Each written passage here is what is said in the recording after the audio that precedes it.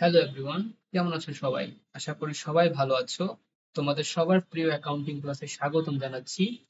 হিসাব বিজ্ঞান দ্বিতীয় পত্রের কোম্পানির আর্থিক বিবরণী চ্যাপ্টারটা অনেকের কাছে একটু কঠিন মনে হয়। বিশেষ করে সংরক্ষিত আয় বিবরণী আর চলতি দায় বের করার সময় অনেকেই কনফিউজ হয়ে যাও, তাই না? কিন্তু চিন্তা নেই, আজকের ক্লাসটি দেখার পর এই চ্যাপ্টারের সব ভয় একদম দূর হয়ে যাবে।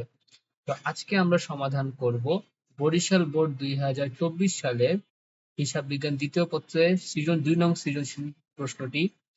তো সবাই খাতা কলম নিয়ে রেডি হয়ে যাও। তো আমরা এখন চলো শুরু করে ফেলি। তো শুরুতেই আমরা দেখতে পাচ্ছি এবিসি কোম্পানি 31 ডিসেম্বর 2023 তারিখে একটা রেওয়া মিল দেওয়া আছে। প্রাপ্য হিসাব ডেবিট 90,000 টাকা, অন্তর্বর্তীকালীন লভ্যাংশ 80,000 টাকা, আসবাবপত্র 30,000 টাকা, ব্যাংক জমা 1,30,000 টাকা, কলকর্যা যন্ত্রপাতি 90,000 টাকা, 10% বিনিয়োগ 1,50,000 টাকা, ভাড়া 45,000 টাকা। এটা হচ্ছে তোমার 45,000 টাকা হচ্ছে তোমার 3 ভাগের 2 ভাগ, ঠিক আছে? আর সম্পূর্ণ অংশ 3 অংশ, 2 অংশ হচ্ছে 45,000 টাকা, এক অংশ দেওয়া হয়নি বকেয়া, এই বকেয়াটা বের করতে হবে। সুনাম 1 লক্ষ টাকা, বেতন 12,000 টাকা। এটা আমাদের ডেবিট পাস ছিল, এবার আমরা ক্রেডিট পাসটা দেখবো। শেয়ার মূলধন 3 লক্ষ টাকা, প্রদেয় হিসাব 1 লক্ষ টাকা, 12% ঋণ 1,20,000 টাকা, সাধারণ সঞ্চিতি 75,000 টাকা, সংরক্ষিত আয় উদ্বৃত্ত 80,000 টাকা, বিনিয়োগের সুদ 15,000 টাকা, নির্দাবি লভ্যাংশ 30,000 টাকা। তাহলে আমাদের রেওয়া মিলের ডেবিট এবং ক্রেডিট পাসটা আমরা দেখে ফেললাম। এবার আমরা সমন্বয়তে চলে যাচ্ছি। 1 নম্বর সমন্বয়তে সমাপনী মজুত পণ্য 1,25,000 টাকা। 2 নম্বরে বলেছে বেতন বকেয়া আছে 5,000 টাকা। 3 নম্বরে বলেছে সুনামের 25% অবলম্বন ধরতে হবে। 4 নম্বরে বলেছে আসবাবপত্রের অবচয় 10% প্রাপ্য হিসাবে 5,000 টাকা আদায়যোগ্য নয়। অবশিষ্ট প্রাপ্য হিসাবের উপর 5% সঞ্চিতি ধরতে হবে। 6 নম্বর সমন্বয়তে বলেছে সাধারণ শেয়ার হোল্ডারদের 10% চূড়ান্ত লভ্যাংশ ঘোষণা করতে হবে। প্রস্তাবিত লভ্যাংশের পরিমাণ নির্ণয় কিন্তু একদম সোজা। তোমরা 6 নম্বর সমন্বয়তে দেখো বলে দেওয়া আছে সাধারণ শেয়ার হোল্ডারদের 10% চূড়ান্ত লভ্যাংশ ঘোষণা করতে হবে। তাহলে আমরা রেওয়া মিল থেকে শেয়ার 3 লক্ষ টাকা যেটা ক্রেডিট পাশে ছিল এটা আমরা নিব। এখন এই শেয়ার মূলধনের উপর আমরা সরাসরি 10% কেটে নিলেই আমাদের প্রস্তাবিত লভ্যাংশ চলে আসবে। তাহলে শিক্ষার্থী বন্ধুরা দেখতে পারতেছো আমরা প্রথমে লিখছি 1 নং প্রশ্ন সমাধান, আমাদের কাঙ্ক্ষিত শিরোনাম, এবং শিরোনামে যে আমরা শেয়ার মূলধন 3 লক্ষ টাকা নিয়েছিলাম সেটা 10% কেটে নিয়েছি। তাহলে কিন্তু আমরা আমাদের 30,000 টাকা প্রস্তাবিত লভ্যাংশ পেয়ে গেছি। ব্যাস, আমরা আমাদের 2 মার্কসটা একদম পেয়ে গেলাম। এখন আমরা খ নম্বর প্রশ্নতে যাব, যেটা এখানে বলেছে সংরক্ষিত আয় বিবরণী প্রস্তুত করো যেখানে চলতি বছরের নেট লাভ 77,000 টাকা। তাহলে এবার আসো, সংরক্ষিত আয় বিবরণী প্রস্তুত করতে হবে যেখানে চলতি বছরের নেট লাভ দেওয়া আছে 77,000 টাকা। তো প্রথমে আমরা খ নম্বর প্রশ্ন থেকে প্রতিষ্ঠানের নাম, সংরক্ষিত আয় বিবরণী লিখব 2023 সালের 1 ডিসেম্বর সমাপ্ত বছরের জন্য। তারপর আমাদের কাঙ্ক্ষিত ছকটি টানবো বিবরণ টাকা টাকা। প্রথমে আমরা লিখব সংরক্ষিত আয় বিবরণী প্রারম্ভিক যে বা উদ্বৃত্ত যেটা আমাদের রেওয়া মিল থেকে 80,000 টাকা সরাসরি নিয়ে এসেছি। এর সাথে আমরা যোগ করব আমাদের প্রশ্নে দেওয়া নিট লাভ 77,000 টাকা। তো আমরা যদি দুটো যোগ করি তাহলে আমাদের মোট আসে হচ্ছে 1,57,000 টাকা।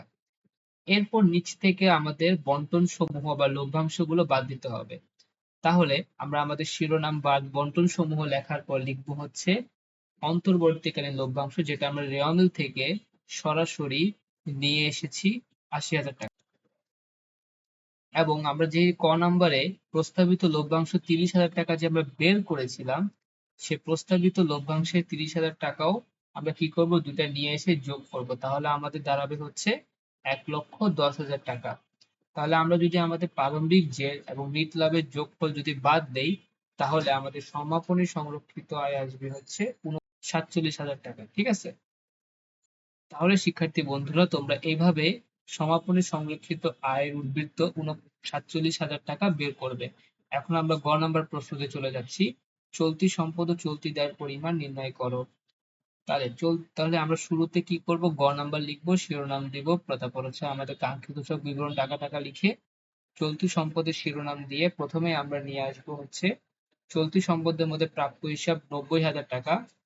তার মধ্য থেকে যে আমাদের 5 নম্বর সমন্বয় বলছে প্রাপ্য হিসাবে 5,000 টাকা আদায়যোগ্য নয়, এটা হচ্ছে আমাদের নতুন অনাদায়ী পাওনা। বা কুড়িনও বলতে পারো, সেটা আমরা বাদ দিব, তাহলে আমাদের আসে হচ্ছে 85,000 টাকা। এই অবশিষ্ট 85,000 টাকার উপর আমাদের 5% নতুন অনাদায়ী পাওনা সঞ্চিতি বাদ দিতে হবে। ঠিক আছে, তাহলে এই যে কিভাবে, এটা হচ্ছে আমাদের সমন্বয়তে ছিল অবশিষ্ট প্রাপ্য হিসাব, যেটা আমাদের 85,000 টাকা, এটার উপর আমরা কি করব, 5% ধরবো। তাহলে আমাদের নতুন অনাদায়ী পাওনা সঞ্চিতি হবে 4,250 টাকা।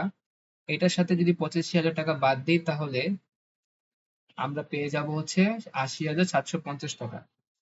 এছাড়া আমাদের ব্যাংক জমা এবং সমাপনী মজুত পণ্য যোগ করতে হবে। তো ব্যাংক জমা আমরা দেখো সরাসরি রেওয়ামিল থেকে 1,03,000 টাকা নিয়ে এসেছি।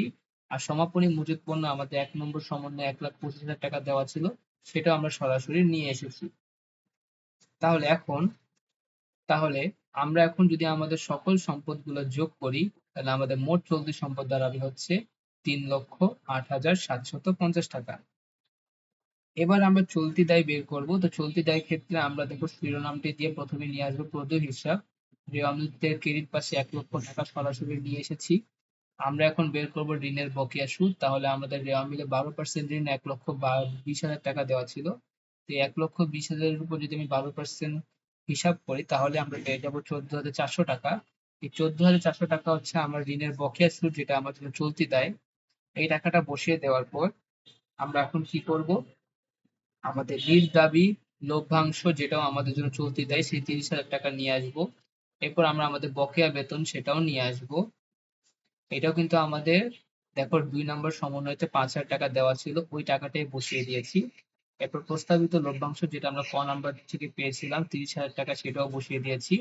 এরপর আমরা বের করেছি হচ্ছে বকেয়া ভাড়া। তাহলে লক্ষ্য করো শিক্ষার্থী বন্ধুরা, আমার ভাড়া সম্পূর্ণ অংশ ছিল 3 অংশ 45,000 টাকা, যার মধ্য থেকে আমি 2 অংশ দিয়ে দিয়েছি আর বাকি 1 অংশ দেইনি। তো আমি যেহেতু 2 অংশ দিয়ে দিয়েছিলাম, এর জন্য আমি 45,000-কে 2 দিয়ে ভাগ করব, আর সেখান থেকে যে টাকাটা আসবে সেটা দিয়ে 1 দিয়ে গুণ করলে আমাদের বকেয়া ভাড়া 22,500 টাকা পেয়ে যাব। তাহলে এখন যদি আমার সকল চলতি দায় আমি যদি যোগ করি, তাহলে আমার মোট চলতি দায় দাঁড়াবে হচ্ছে 2,01,900 টাকা। তাহলে শিক্ষার্থী বন্ধুরা, অঙ্কটা কি পানির মতো পরিষ্কার হয়ে গেল না তোমাদের কাছে?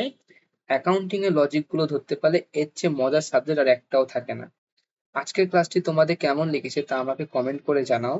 আর ভিডিওটি তোমাদের বন্ধুদের উপকারে আসবে বলে মনে হলে অবশ্যই শেয়ার করো।